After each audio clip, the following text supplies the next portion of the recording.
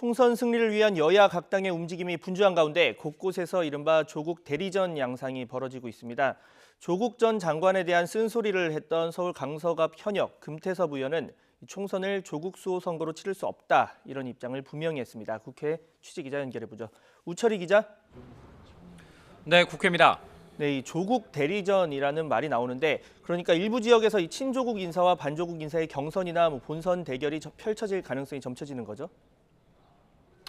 네, 그렇습니다. 먼저 민주당 내부 서울 강서갑 지역구가 핵심입니다. 이 지역구 현역 의원 금태섭 의원입니다. 조국 정국에서 쓴소리를 아끼지 않았는데요.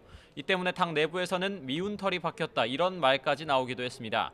이에 맞서 조국 백서 추진위 필자이자 최근 민주당에 입당한 김남국 변호사가 금태섭 의원 지역구에 출사표를 던지면서 조국 대리전에 불이 붙게 된 겁니다.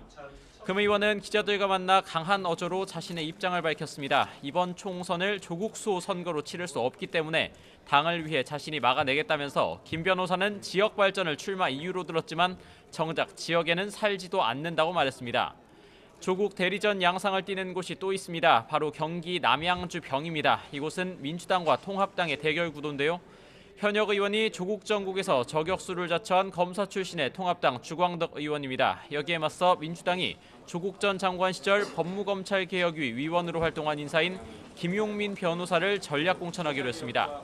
구도가 확정되면 조국 대리전으로 관심 선거구 가운데 하나로 자리매김할 전망입니다. 네, 총선을 앞두고 여야의 공천 작업도 속도를 내고 있습니다. 오늘 일정 정리해 주시죠.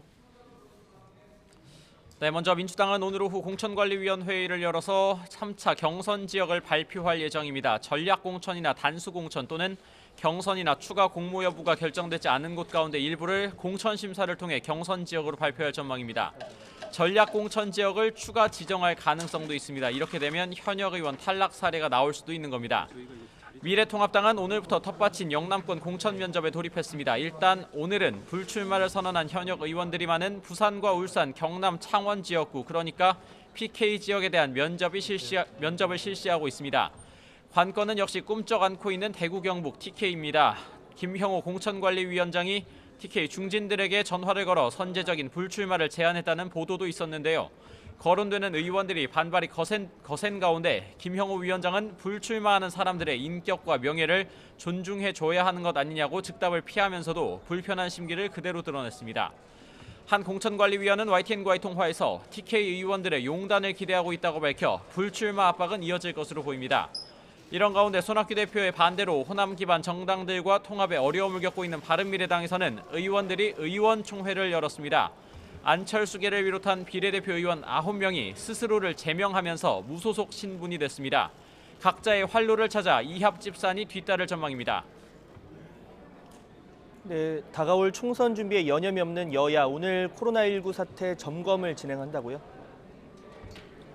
네, 그렇습니다. 오늘 오후에 열리는 국회 보건복지위 전체 회의에서는 코로나19 사태에 대한 긴급 현안 보고가 실시됩니다. 박능후 보건복지부 장관이 출석한 가운데 여야 의원들은 현 상황과 정부 대응 점검, 또 향후 대책 관련 질의를 이어갈 예정입니다.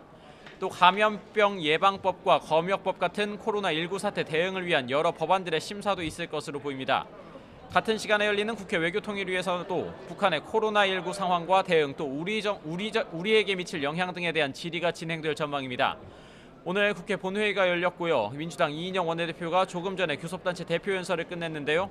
반드시 코로나 바이러스를 퇴치하고 침체한 서민경제의 활력을 되살려내겠다면서 초당적인 협력을 강조했습니다. 또 감염병 대응 강화를 위한 검역법과 감염병 예방법 등 이른바 방역 4법의 조속한 통과도 요청했습니다. 이와 함께 최근 임미리 교수의 칼럼 고발 논란에 대해 민주당을 향했던 국민의 비판적 목소리를 외면하지 않겠다면서 누구를 탓하기에 앞서 반성부터 하겠다고 밝혔습니다. 내일은 미래통합당의 심재철 원내대표, 모레는 바른미래, 대한신당, 민주평화당이 구성한 민주통합 의원 모임의 유성엽 원내대표가 각각 교섭단체 대표 연설을 이어갈 예정입니다. 지금까지 국회에서 YTN 우철입니다.